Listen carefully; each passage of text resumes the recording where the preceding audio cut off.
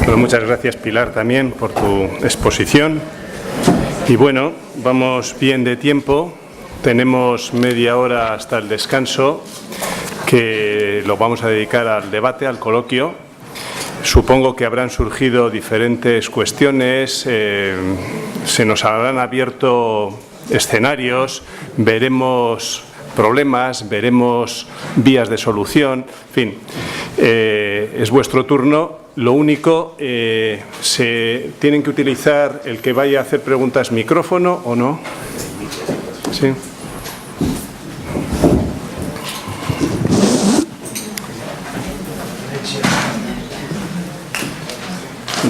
Me imagino que necesitarán micrófono para que los traductores puedan traducir, hacer la traducción simultánea, así que vamos a esperar. Buenos días. No, una pregunta. Sí, adelante. Una pregunta especialmente con Navarra. He escuchado que se declaró 20 mesoteliomas. ¿Dónde se declararon? Porque a mí no me consta que en el CEPROS aparezca dichos datos, y en la medida que no se declara en enfermedad profesional, pues realmente la medida preventiva la pongo en duda. Gracias. Pues tienes toda la razón, están declaradas en el registro voluntario, que es un registro médico, se hacen los informes pertinentes y luego el tema de declaración es el que debe seguir y, por desgracia, no sigue ni se pelea. Pero esto es el registro voluntario que, como has visto, tiene implicados a neumólogos y alergólogos.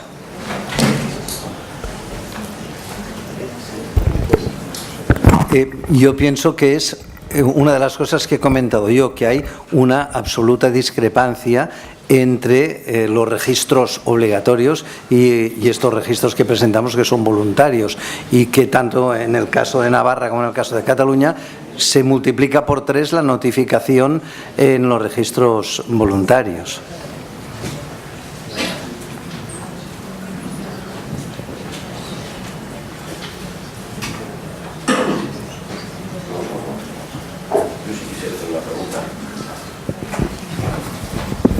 Claro, hilando con la pregunta anterior y estos sistemas, que son unos sistemas voluntarios muy fenomenales, actualmente tenemos un problema muy complejo.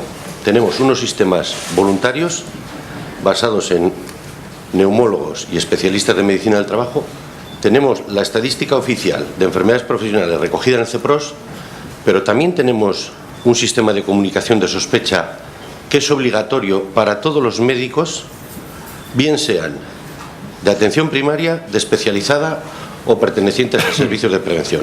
A mí lo que me preocupa es que declaramos muchos en diferentes sitios, pero al final lo que ha dicho el compañero es que hay pocas enfermedades profesionales declaradas, hay una reparación de ese daño a esos trabajadores inadecuada o no justa, y además, como no se tiene conocimiento oficial de enfermedades profesionales, pensamos que tenemos pocas y hacemos menos prevención de la que deberíamos hacer. Entonces, yo sí quisiera que, no sé, de alguna forma, los especialistas de otros sistemas autonómicos de salud dijeran un poco eso, porque no se os plantea el dilema de tramitarlo al EROL o tramitarlo al MOR, pero no al sistema de comunicación de sospecha que tengáis en vuestra comunidad autónoma, o no estáis sometidos a esa obligatoriedad en vuestras comunidades autónomas. Un poco para debate. No, yo creo que tienes razón, primero en que se infranotifica globalmente. Nosotros a quien comunicamos es a las unidades de salud laboral, que obligatoriamente estas tienen que comunicarlo, y luego las declaraciones que hacemos a nuestro registro voluntario, pues estas sí que son absolutamente voluntarias, claro. Pero estoy de acuerdo contigo en que globalmente se infranotifica, y yo creo que ahora, en los tiempos actuales, incluso estamos sometidos a una cierta presión o una amenaza, entre comillas, respecto a las notificaciones, y es que, claro, los trabajadores quieren conservar su lugar de trabajo y prefieren no decir nada a decir que padecen una patología y que será comunicada y que a lo mejor les tendrán que apartar de su lugar de trabajo. No me refiero al asbesto, sino a simples asmas que implican un cambio de lugar de trabajo dentro de la misma empresa. En fin, cosas que son un poco difíciles de obtener en la época actual y que puede ser también una causa de que detectemos menos casos de los que correspondería, puesto que el propio trabajador no lo comunica.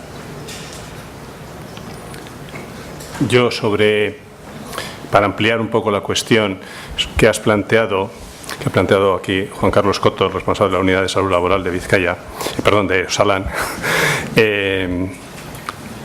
yo creo que es importante y me gustaría trasladarle a Melanie Carder la experiencia que la ha insinuado en su exposición sobre la utilidad de los datos de un sistema como el que nos ha expuesto SWORD o toda la red TOR de notificación voluntaria, pero que sin embargo está conectado y es la fuente de información para establecer políticas de prevención.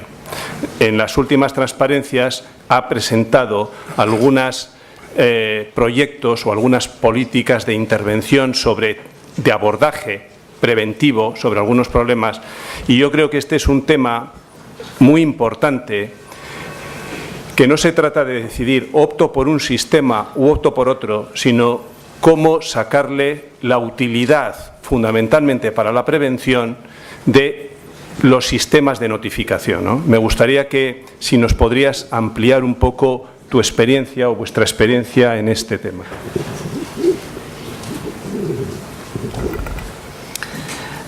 Yes, well, within the UK, the Health and Safety Executive have stated their preferred source of information relevant to different diseases, and for asthma and contact dermatitis, their main source of information is the THOR network, is the SWORD and EpiDerm schemes. And while we appreciate that there's definitely underreporting to SWORD and EpiDerm, there's far greater underreporting to the compensation-based schemes and the RIDDOR, which is the dangerous industrial reporting of injuries, diseases and dangerous occurrences. RIDDOR, which is one of the national schemes, is known to suffer greatly from underreporting. And I think with the THOR network, it works. I think just because of the loyalty of the physicians participating, and because we do have such regular feedback to the physicians and involve them so much in the schemes, and we have annual meetings where they come and they make decisions. I think that's what makes it work.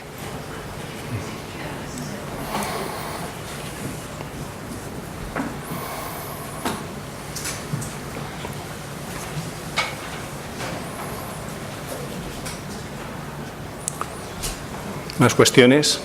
¿Preguntas que se suscitan? Yo quería hacer una pregunta, Pilar, si es que no hay. Sí. No, respecto a los ovillos de amianto, que esto, ¿cuándo ha finalizado la detección de estos casos de ovillos de amianto? Porque, claro, actualmente los casos que vemos de nuevas patologías o de nuevos trabajadores que padecen asbestosis o enfermedades relacionadas con amianto son en los que o bien previamente han trabajado o aún ahora los calorifugadores y todos estos, pero no en cuestiones como estas de ovillos de amianto. Los que hemos encontrado ninguno tenía ya o desamiantadores, claro. Sí, en los que analizamos ninguno tenía ya la exposición en casa, quiero decir que habían eliminado, y la verdad es que en los últimos años hemos tenido menos casos incidentes. No te puedo decir completamente porque, claro, al no tener el registro no te puedo dar los datos, pero la impresión es que han ido bajando. Claro, en exposiciones de hace mucho de hace mucho tiempo, y lo único que sí que hemos visto en los últimos es de personas, o sea, pues por edad algo más jóvenes, porque la exposición había sido no tanto ocupacional sino ambiental, pues eso, por algún niño o vecinos, niños donde iban a jugar y estaba ahí, ¿no? Ahora ya no hay no hemos conocido ningún caso en donde hubiese todavía amianto guardado en casa y así, porque claro, se mantuvo durante mucho tiempo. Y la empresa estaba, bueno, pues ya desaparecida desde hace mucho, de hecho no se pudo seguir, no estaba en el RERA, no estaba... Por eso a veces cuando hablamos de los diagnósticos o de la obligación, claro, depende de lo que encuentras. O sea, por un lado lo que comentaba él de gente que por problemas laborales no quiere, y eso pasa especialmente yo creo que en el grupo de las asmas ocupacionales y demás, es un grupo en el que los propios pacientes a veces no tienen mucho interés en que declares nada, pues porque puede suponer un problema en lugar de una ayuda.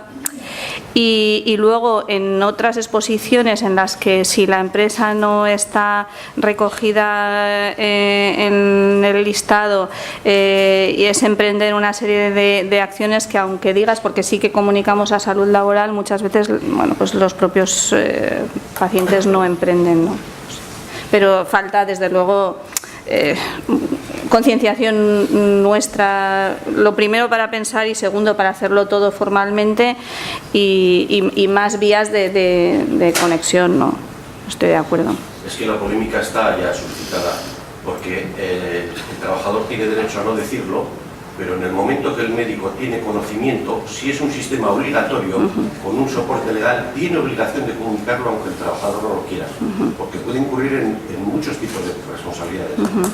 Entonces, yo creo que nosotros, los profesionales de la salud, debemos convertirnos en protectores de la salud y de la prevención de ese trabajador. Tenemos que hacer frente a ese objetivo. Nuestro objetivo no es que ese señor siga estando en el trabajo y siga estando sometido a un riesgo que le genere más daños de salud, sino es prevenirlo. No cabe duda de que nadie queremos que un trabajador pierda el trabajo. No, hombre, claro, pero el objetivo es que mantenga su salud, la salud. claro, evidentemente. Entonces el dilema está servido, ¿no? Pues yo no puedo asegurar lo de la obligatoriedad. Desde luego, comunicación formal en el ámbito sanitario en el que nos movamos de obligatoriedad no hemos recibido. Otra cosa es que voluntariamente, pues eso, digas, pues esto me pongo en contacto con salud laboral, pero como no te lo puedo asegurar, pero desde luego recibir o conscientemente recibido, pues en los últimos 20 años no nos consta. ¿Una pregunta más? Sí, yo volvía a insistir. Bueno, yo creo que es evidente el escándalo de la ocultación y, desde luego, de la colaboración profesional en esa ocultación. Porque yo creo que es falsa, absolutamente falsa, acusar que es el trabajador el que no quiere que se declare. El problema es que, empezando por los médicos de los servicios de prevención y siguiendo por los médicos del Servicio Público de Salud, eluden cumplir la obligación del decreto de enfermedad profesional de declarar sospecha. Pero yo quisiera preguntarle a Félix Urbaneja, que ha planteado al inicio de que Euskadi tiene el mayor índice de declaración de enfermedad profesional respiratoria. Y te lo pregunto así con sinceridad. ¿Crees sinceramente que es porque los médicos en Euskadi tienen mayor sensibilidad o porque hay otros agentes que lo están haciendo visible? Porque ya vale. Bueno, primero, no es Euskadi la que tiene la mayor tasa. He hecho la comparación entre Euskadi y el resto en todo el Estado, pero es Navarra la que tiene mayor tasa de notificación de enfermedad profesional. Sí es cierto que en conjunto es, en segundo lugar, es la Comunidad Autónoma de Euskadi.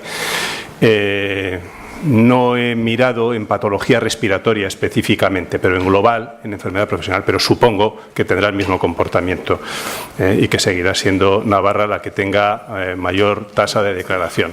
Evidentemente, a través del sistema de CEPROS, que es el sistema de declaración obligatoria de enfermedades profesionales a efectos de compensación por la Seguridad Social, pues hablar de incidencias es, cualquier epidemiólogo dudaría, ¿no? Porque estamos hablando sencillamente de aquello que se declara. Por lo tanto, conocer la incidencia, la magnitud de un problema a través de lo que se declara, sabiendo que hay una subdeclaración, pues ya estamos con un problema. Evidentemente, yo creo que honradamente desconozco cuáles son los factores que hacen esta diferencia entre comunidades autónomas. Evidentemente, yo sí creo que aquí ha existido una actividad sindical en el sentido de favorecer la declaración de enfermedades profesionales. También es cierto que hay un comportamiento de mutuas diferente al del resto de mutuas en cuanto es el hábito de declaración, cosa que se ve comparativamente con el resto del Estado, pero identificar cuáles son el factor clave. Yo creo que son diferente conjunción de factores las que llevan a esta circunstancia, ¿no? De todas formas, el tema que se está tocando es muy interesante, pero a mí me gustaría mirarlo con una perspectiva más amplia, con una mirada más amplia. Es decir, no nos centremos exclusivamente en que tenemos un sistema por parte de nuestra seguridad social de obligación de declarar. Me interesaría sacar de esta jornada un mensaje clave, que lo habéis hecho los tres ponentes, pero igual más intensamente Melanie Carter, cuando ha mostrado la comparación entre los diferentes sistemas de notificación de enfermedad profesional y al final SWORD, Sistema Voluntario de Enfermedades Respiratorias, era el que proporciona la mejor medida de la magnitud del problema en el que más casos declara. Evidentemente es un sistema voluntario. Y eso, desde un punto de vista de poder sacar lecciones de esos sistemas para los sistemas que nosotros tenemos establecidos, es lo que hay que reflexionar. Yo creo que hay, y no os ha dado tiempo a exponer porque lo habéis hecho los tres, cuáles son los factores que mantienen la capacidad de declarar, el compromiso de declaración por parte de los médicos que están aportando ese sistema, cómo estimular la declaración en un sistema como el que tenemos aquí, que es obligatorio pero que sin embargo no aporta casi nada. Tenemos que sacar lecciones de los sistemas voluntarios también, porque no se trata solo de obligo pero no hago nada. Es decir, hay mucho terreno a recorrer para que realmente sean efectivos estos sistemas, ¿no? Entonces, yo me quedo con estas reflexiones también, que las tenemos que trasladar a nuestros sistemas, las tenemos que trasladar, porque evidentemente el problema está ahí. El problema es que tenemos un escaso conocimiento, ¿no? Perdona por mi intervención demasiado amplia. Más preguntas.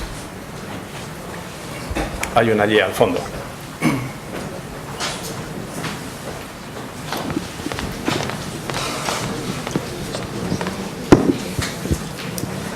Hola, buenos días.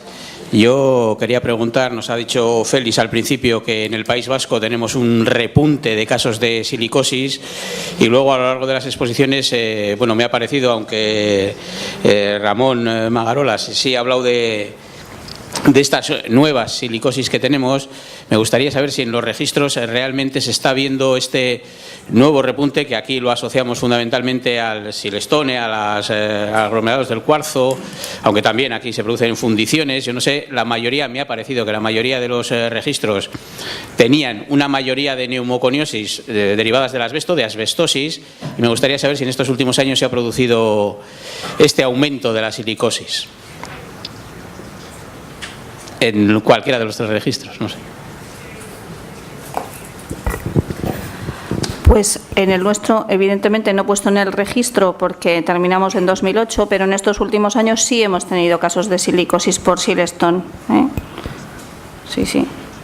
No, y en el nuestro también, ya lo he mencionado, que en el año, creo que era el año 2010, que se notificaron 9 casos sobre 22 de silicosis, y eran trabajadores eran marmolistas, que no era por la silicosis, pero sí que tenían una relación con estas piedras artificiales.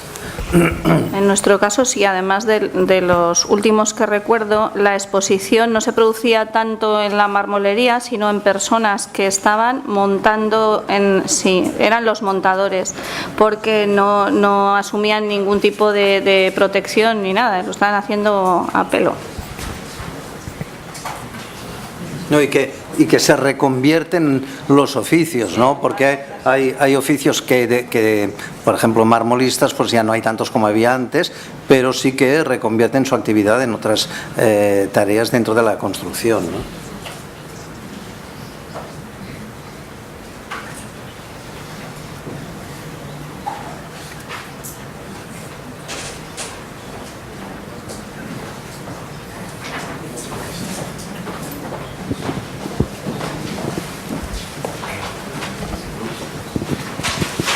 Buenos días. Bueno. Más allá de los registros y de las notificaciones en estos sistemas, que evidentemente hay que mejorar cada día más, me gustaría saber si existen experiencias frente a el seguimiento y a la evaluación del impacto de las medidas de prevención que se están realizando frente a estas situaciones.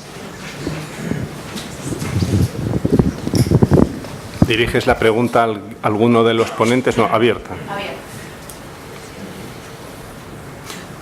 Yo personalmente, en cuanto a medidas de prevención, claro, yo la actividad que tengo es una actividad hospitalaria y lo que hago es diagnosticar, tratar, pero no estoy en relación con programas de prevención directamente, ¿no? Sí en programas de, por ejemplo, contacto postocupacional con el asbesto que nos remiten pacientes, pero no en cuanto a medidas preventivas específicas, que esto entiendo que lo llevan más las unidades de salud laboral.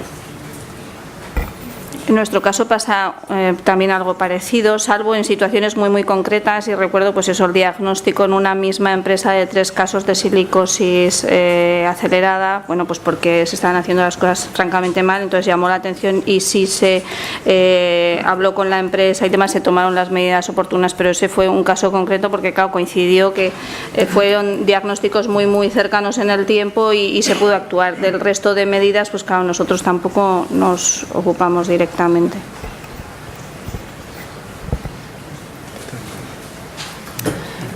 Well, in our system, only in the sense of one step removed, in that the data we use, we've been trying to use the data to look at whether interventions introduced by bodies such as the Health and Safety Executive to reduce, for instance, chromate in cement.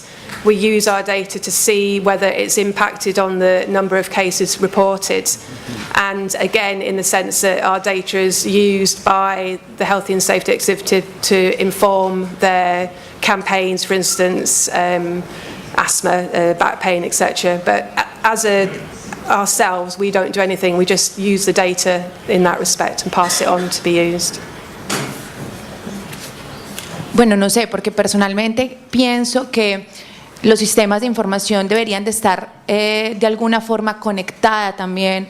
No solo deberían quedarse como sistemas de información, sino también como sistemas de seguimiento y de evaluación. Y deberían en esa forma estar conectados con las unidades que, digamos, implementan las acciones de prevención, para ver cómo esas acciones repercuten en la notificación de las situaciones y de las enfermedades. No sé, digamos, bueno, yo no conozco la experiencia del País Vasco a fondo ni de España, pero me gustaría saber cómo estos sistemas van más allá de notificar a empezar a trabajar de conjunto con esas unidades de prevención para ver cómo se está impactando en realidad en la enfermedad como tal. Planteas un tema para otra conferencia porque realmente es complejo. A modo de resumen, podemos decir que estamos estamos con mucho terreno por construir, es decir, sobre sistemas de información, en concreto sobre sistemas de información sobre la enfermedad relacionada con el trabajo. Partimos de que tanto en el País Vasco como en el resto del Estado español, pues tenemos los sistemas de enfermedad profesional, de declaración obligatoria, todo el mundo sabemos sus limitaciones y siempre buscamos ampliar. Eso abrió un escenario nuevo, la última modificación de las enfermedades, del listado de enfermedades profesionales en el año 2006, el Real Decreto, haciendo obligatoria la notificación de cualquier enfermedad que un facultativo del Sistema Nacional de Salud o de los servicios de prevención sospeche que puede tener un origen laboral.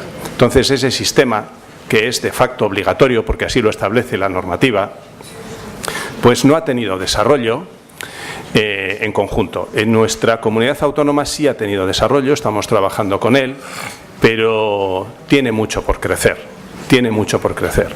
Es decir, estas experiencias que hoy han salido aquí, que son experiencias de sensibilización y compromiso por parte de los especialistas por un sistema como SWOR, que está fundamentalmente basado en especialistas de respiratorio, se ve un grado de compromiso en lo que es la declaración que no lo tiene, por ejemplo, el sistema de sospecha en la comunidad autónoma vasca.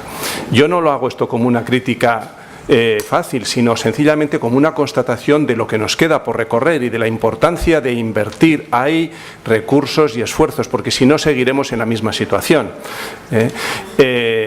La conectividad de sistemas de información es otro tema complejo y es todo un desafío. Y es un desafío en esta comunidad autónoma. La mayor parte de los sistemas de información, como han expuesto aquí, proceden del ámbito sanitario en este tema.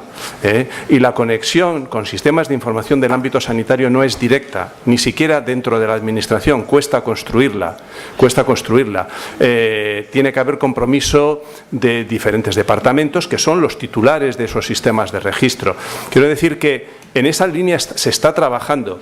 Los resultados son muy lentos, se producen con mucha lentitud, porque cuesta mucho organizar esto. Sin embargo, llama la atención la facilidad con la que se montan los sistemas voluntarios, ¿no? Y parece como que esto nos da una especie de bofetada a los que trabajamos dentro de la Administración para decir, qué lentos sois para montar algo, ¿no?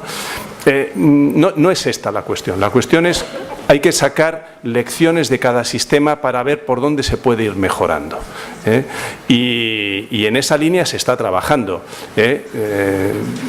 Desde luego nosotros tenemos fundadas esperanzas en el sistema de comunicación de sospecha de enfermedad profesional, que es un sistema funcionando dentro de la Comunidad Autónoma Vasca, obligatorio para todos los profesionales de la medicina, pero que sin embargo tiene mucho por desarrollarse.